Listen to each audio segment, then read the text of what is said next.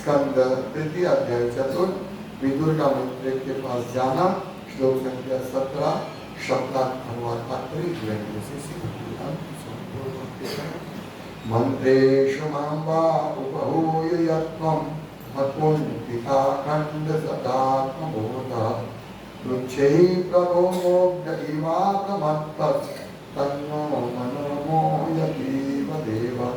शब्दार्थ मंत्रेषु मंत्रणाओं या परामर्शों में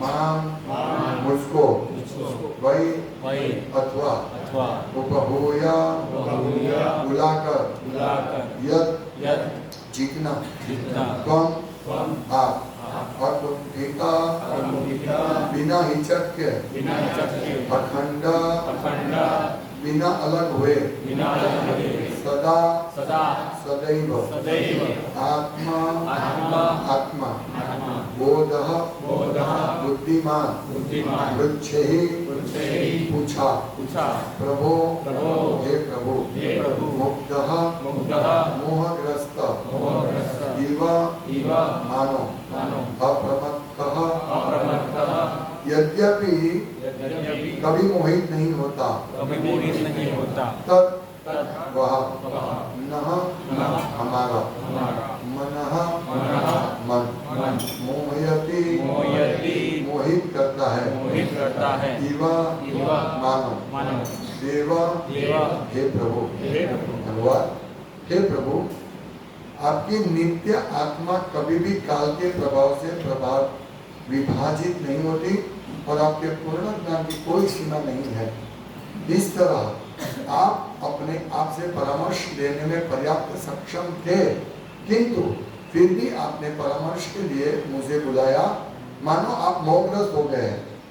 यद्यपि आप कभी भी मोहग्रस्त नहीं होते, आपका यह कार्य मुझे मोहग्रस्त कर रहा है। उद्धव वास्तव में कभी भी मोहग्रस्त नहीं थे, किंतु वे कहते थे कि ये सभी विरोधी बातें मोहग्रस्त बनाने वाली प्रतीत होती है। कृष्ण तथा उद्धव के बीच का सारा विचार विमर्श मैत्रेय के लाभार्थ जो पास ही बैठे थे भगवान उद्धव को परामर्श के लिए बुलाते रहते थे। जब नगर पर जरासंध तथा अन्यों ने आक्रमण किया था और जब उन्होंने द्वारकाधीश के रूप में अपनी नैतिक राजसी कार्य के अन्य स्वरूप महान यज्ञ किए थे, भगवान के लिए कोई भूत वर्तमान या भविष्य नहीं होता, क्योंकि शाश्वत काल का उन पर कोई प्रभाव नहीं होता और उनसे कुछ भी छुपा नहीं है। वे शाश्वत आत्मा प्रबुद्ध है। अतएव परामर्श रूपी प्रकाश पाने के लिए उनका उद्धव को बुलाना निश्चित रूप से आश्चर्यप्रद है। भगवान के सारे कार्य परस्पर विरोधी प्रतीत होते हैं, यद्यपि भगवान के नैतिक कार्यों में कोई विरोध नहीं है। इसलिए उन्हें उसी रूप में देखना अच्छा होगा और उनकी व्याख्या करने का कोई प्रयास नहीं किया जाना चाहिए। ओम ज्ञानतिमिरान्धस्य ज्ञानाञ्जनशलाकया चक्षुरुन्मीलितं येन तस्मै श्रीगुरवे नमः। भक्तिरसं सिन्धु नाम श्रेष्ठं मनोऽपि शचिपुत्रमत्तस्वरूपं रूपं तस्यादिदं कुमारी राधा कुंडम गिरिवर महोराधिका माधवसं यस्य प्रतिपत्तय श्री गुरुं नतोस्मि वन्द्यहं श्री गुरुं श्री वन्द्यहं श्री रूपं श्री वन्द्यहं श्री गुरुं श्री रूपं वैष्णवंश्च श्री रूपं साग्जातं सहनं रघुनाथां साद्वैतं साधुतं श्री राधा कृष्ण पादं सहगं ललिता श्री कृष्ण चैतन्य प्रभु नित्यानंद श्री अद्वैत गदाधर शिवासादि गौर भक्तवृंद। हरे कृष्णा कृष्णा कृष्णा हरे हरे हरे राम राम राम हरे हरे। हरे कृष्णा। भगवान की लीला मोहित करने वाली है। उद्धव उनका स्मरण कर रहे हैं कि भगवान ऐसे प्रतीत होते हैं कि उनको ज्ञान नहीं है या उनको कुछ आता नहीं है। भक्ति रसम सिंधु में है कि भगवान को युद्ध कला आता है, आती है, फिर भी भगवान सात्यकी से युद्ध कला सीखे। भगवान को सब ज्ञान था, फिर भी सांदीपनि ऋषि से वो ज्ञान लेने के लिए गए। इसी प्रकार यहाँ भगवान को सब मालूम था, फिर भी उद्धव से कभी कभी सलाह लेते थे। यहाँ लिखते हैं कि जब जरासंध का आक्रमण हुआ तो यहाँ प्रभुपाद लिखते हैं कि भगवान उद्धव को परामर्श के लिए बुलाते रहते थे। जब नगर पर जरासंध तथा अन्यों ने आक्रमण किया था और जब उन्होंने द्वारकाधीश के रूप में अपनी नैतिक राजसी कार्य के अनुस्वरूप महान यज्ञ किए थे, तो पूछते थे उद्धव जी को कि ये कैसे संपन्न करना है, जरासंध ने अटैक किया है, अभी क्या करना है। तो ये मोहित हो जाते हैं। यहाँ प्रभु लिखते हैं कि उद्धव जी क्योंकि भगवान के शुद्ध भक्त हैं इसलिए वो मोहित नहीं होते, लेकिन जो भगवान के भक्त नहीं है वो मोहित हो जाते हैं। ज्ञानी, कर्मी, योगी वो मोहित हो जाते हैं। उनका एक प्रश्न रहता है कि भगवान अजन्मा है, तो भगवान अजन्मा है तो देवकी के कोख से जन्म लिया, यानी ये अजन्मा नहीं है। ये जो कृष्ण है वो अजन्मा नहीं है, अजन्मा निराकार ब्रह्म है। वो एक कंक्लूजन पे आते हैं। उनको मालूम नहीं भगवान कहीं पे भी कुछ भी कैसे भी कार्य कर सकते हैं, वो उनको मालूम नहीं।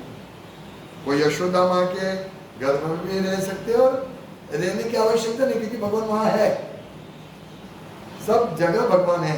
ये कौन समझ सकता है जो मोहित नहीं है। तो हमें मोहित नहीं होना है। और ये कैसे हो सकता है?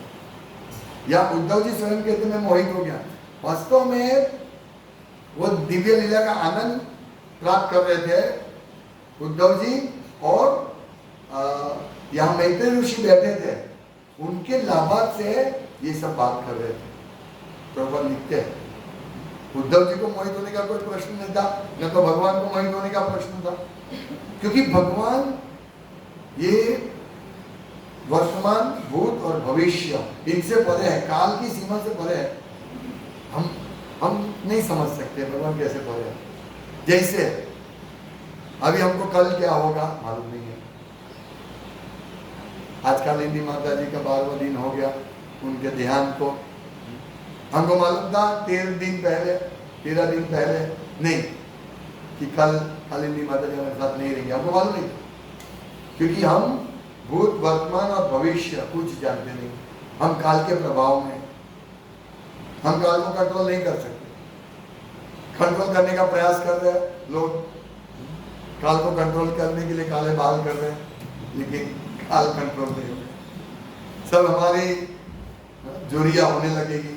अभी YouTube पर बहुत वीडियो आते हैं कि कैसे युवान रखे तो अपने आप को, काल का प्रभाव से कोई नहीं बच सकता। हाँ, भक्त बच सकते, हमें बचना है, लेकिन हम भी काल के प्रभाव में हम कैसे बचेंगे? इसीलिए भगवान ने कृपा करके हम लोगों को बहुत सरल उपदेश दे दिया है। अभी ये भी जो है, जो कालग्रस्त लोग हैं उनको इसमें विश्वास नहीं होता। जैसे ये भगवान ने ऐसी लीला करते हैं, देखो भगवान जरासंध ने अटैक किया तो भगवान को कुछ मालूम अभी क्या किया जाए, तो भगवान इनसे परामर्श करते हैं उद्धव जी से, ये कैसे तुम्हारे भगवान। हाँ, 2 बार जब जरासंध ने अटैक किया उस टाइम पे युधिष्ठिर महाराज को भी राष्ट्रीय यज्ञ में भी जाना था। ये 2 निमंत्रण आए, 2 बात थी, तो भगवान कंफ्यूज हो गए, ऐसे प्रतीत किया भगवान, ओ अभी क्या करें।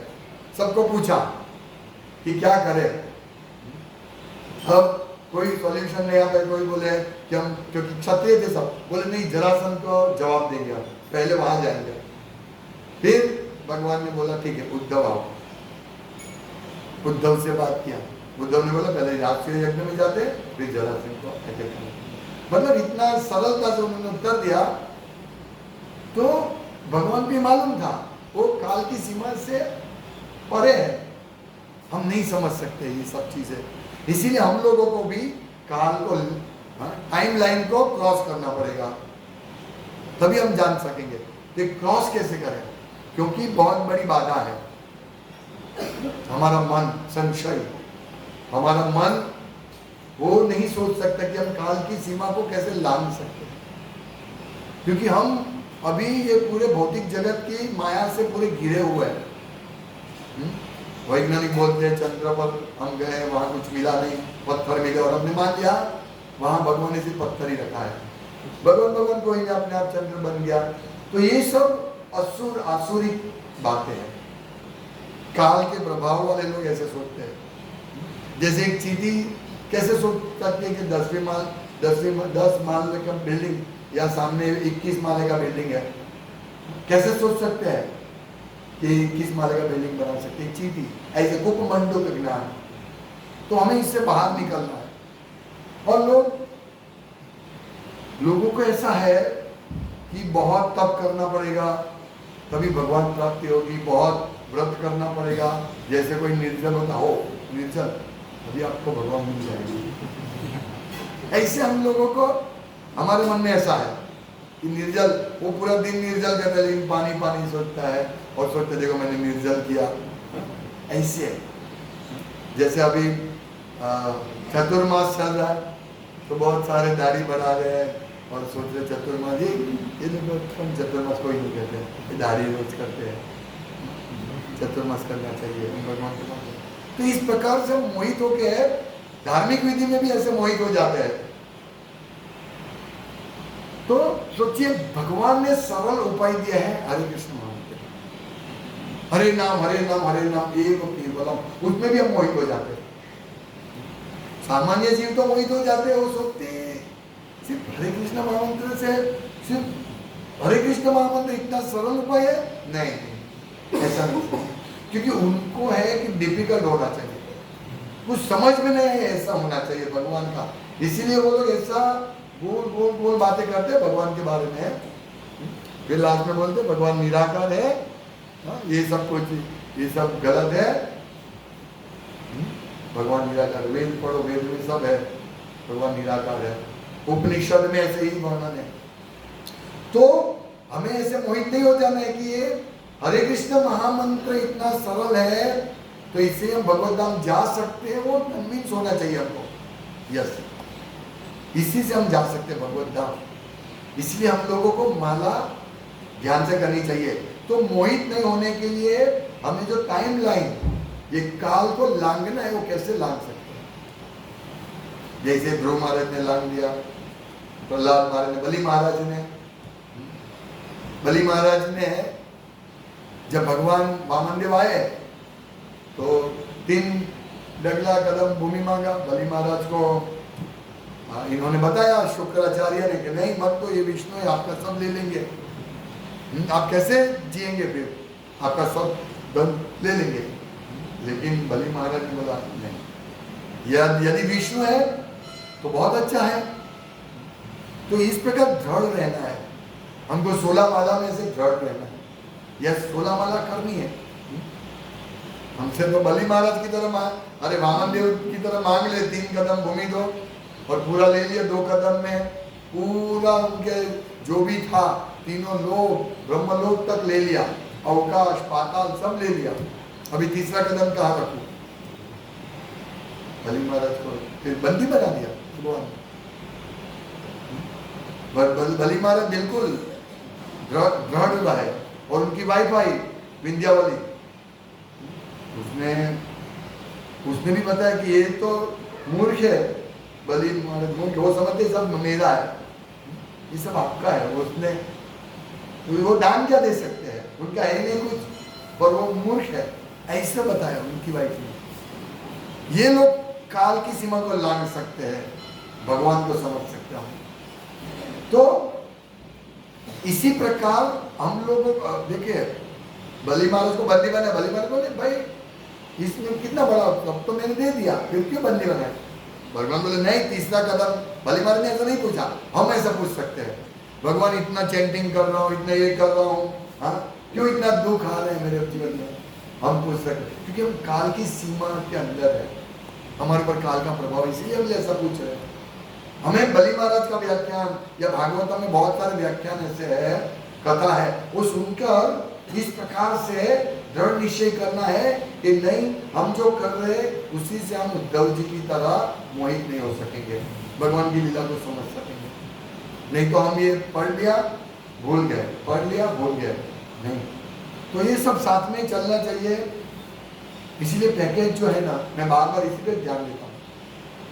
देखिए बहुत सारे भक्त हैं, अभी हम जन्माष्टमी में बहुत सारे भक्तों ने सेवा की, हम लोगों ने भी सेवा की, लेकिन सेवा करने के बाद सेवा का भाव क्या होना चाहिए? सेवा की उसका लाभ मिलेगा 100%, कैसे भी भाव से किया क्योंकि भगवान की सेवा की है, इसको अज्ञात सुकृति भी बोल सकते हैं। लेकिन हम लोगों को समझना है कि हम किस भाव से भगवान की भक्ति करें, वो बहुत महत्वपूर्ण है, नहीं तो हम मोहित हो जाएंगे। इसलिए जब जप करते हैं तो ये समझना ये अल्टीमेट प्रोसेस है, इससे ऊपर कुछ नहीं है। हम जप करते तो दूसरा सोचते हैं और दूसरा कार्य करते तो वही सोचते हैं, लेकिन जप के समय दूसरा कार्य सोचते हैं, प्लानिंग बनाते हैं। तो ऐसा हमें बाहर निकलने, इससे तभी हम काल की सीमा को लांघ सकते हैं। नहीं तो हम कैसे अच्छी तरह भगवान को प्रसन्न कर सकते हैं, वो कैसे हम नक्की कर सकते हैं? वो हमारे अपने आप से, हमारा भगवान के जप के प्रति, भगवान की कथा सुनने के प्रति, मंगल आरती आने के प्रति हमारा कितना लगाव है, प्रभुपाद की पुस्तक पढ़ने के प्रति हमारा कितना लगाव है। जितना हमारा अटैचमेंट, आसक्ति इन सब बातों में बढ़ेगी तो हमें समझना है कि हम काल के प्रभाव को लांघ सकते हैं।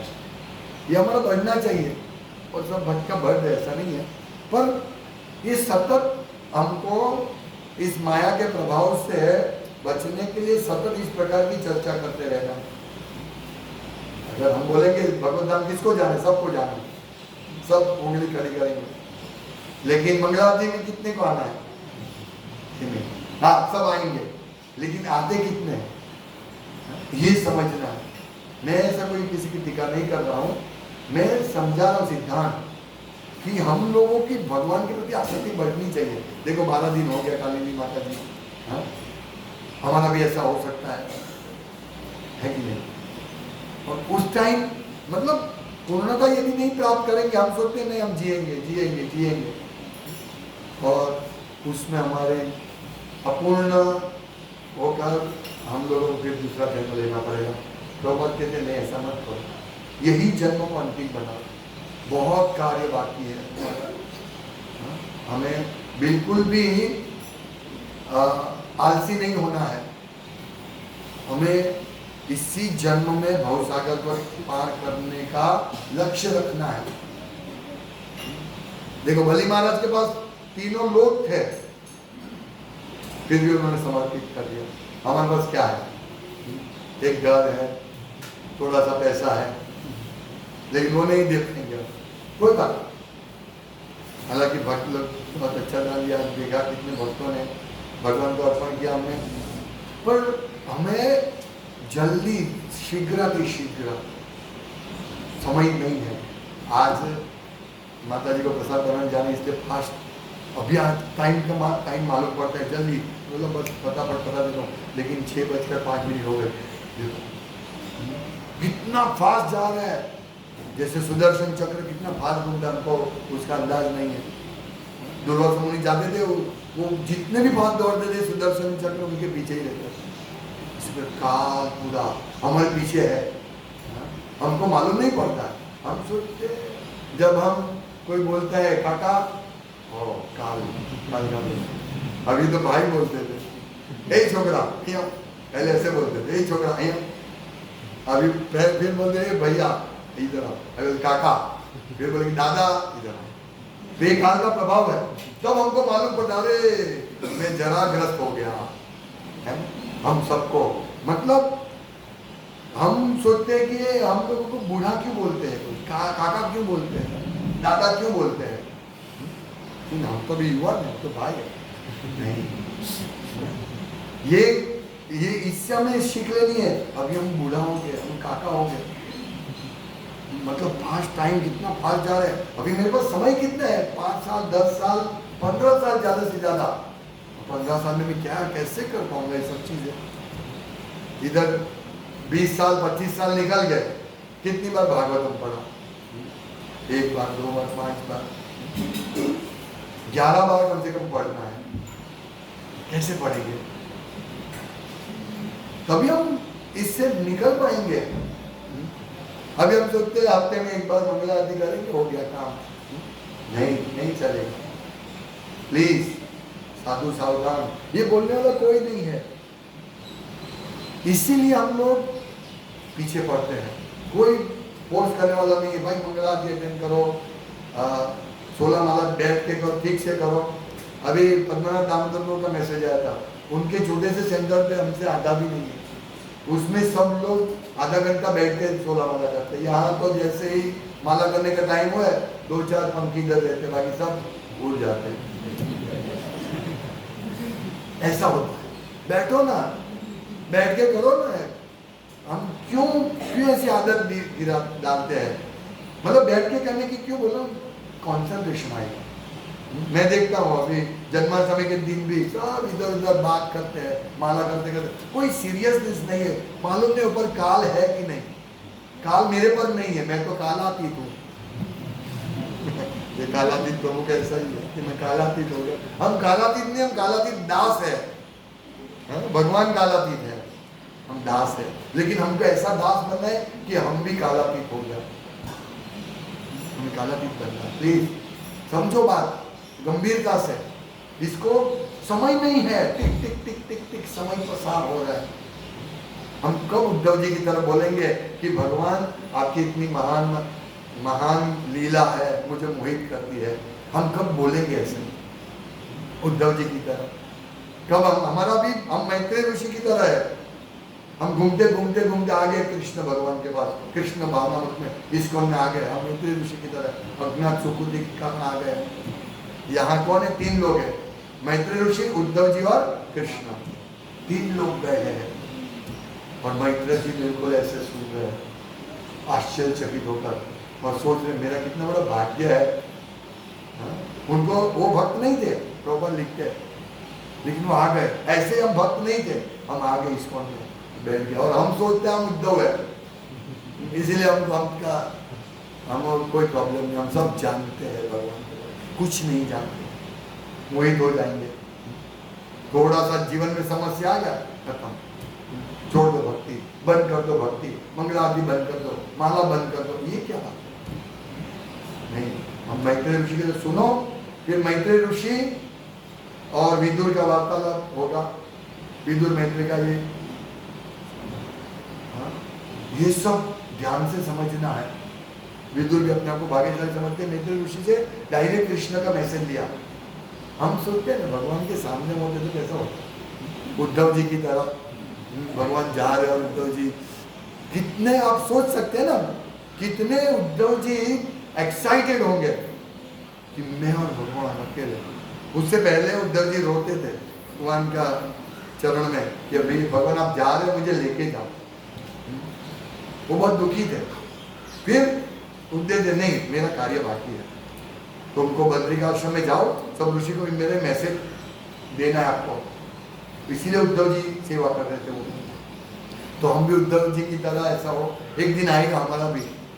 लेकिन उसके लिए आज से हमें प्रयास करना है। समय कितना है? सब लोग सोच लो हमारे पास कितना समय है? बहुत कम समय है। हाँ, एक दिन हमारा बारहवा होने वाला है, सब भक्त आएंगे, कुकिंग होगा, प्रवचन होगा, कीर्तन होगा, लेकिन हम नहीं होंगे। सोचिए, है कि नहीं? इसीलिए साधु सावधान, भक्तों को बहुत गंभीर होना है, गंभीर होना है। बस अभी रिटायरमेंट का 5 साल बाकी है, उसके बाद भक्ति करूंगा नहीं। अभी तो मैं युवान हूँ, अभी तो मेरे पास बहुत बड़ा समय है, बाद में नहीं। ट्रेन छूट जाएगी, एक सेकंड के लिए ट्रेन छूट जाएगी और हम देखते रहो मेरी ट्रेन चली गई। हमारा ऐसा हो सकता है, लेकिन हमको ऐसा रियलाइजेशन नहीं होगा। हम बीमार होंगे तो हम सोचेंगे अभी कोई बात नहीं, हम थोड़ी मरने वाले हैं। हमको ऐसा रियलाइजेशन ही नहीं कि हमें ट्रेन जा रही है, तैयारी करनी पड़ेगी हमको।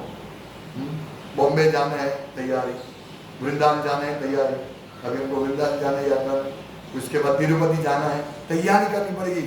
जैसे मतलब ने अनाउंस किया कि भाई तैयारी करो, कौन आने वाले हैं, समय कम है, ऐसा ही हमारे पास समय कम है, भगवत धाम की यात्रा जा रहा है। किसको नाम लिखवाना है सोच के बताते हैं, मुझे जाना है कि नहीं। ऐसा मत करो, सोच के मत बताओ, सोचने का समय ही नहीं है, लिखवा दो नाम सब, ऋषि धाम को मुझे जाना है भगवत धाम, यात्रा है, मतलब को यात्रा निकालो भगवत धाम की। नियम जो भी है आप सबको मालूम है, लक्ष्मी सेवा फिक्स नहीं है। लौल्यम तदेकम मूल्यम, लौल्यम लोलुपता, कृष्ण भक्ति जो भाव से मिलती हो ले लो, भगवत धाम जाने की टिकट निकाल दो।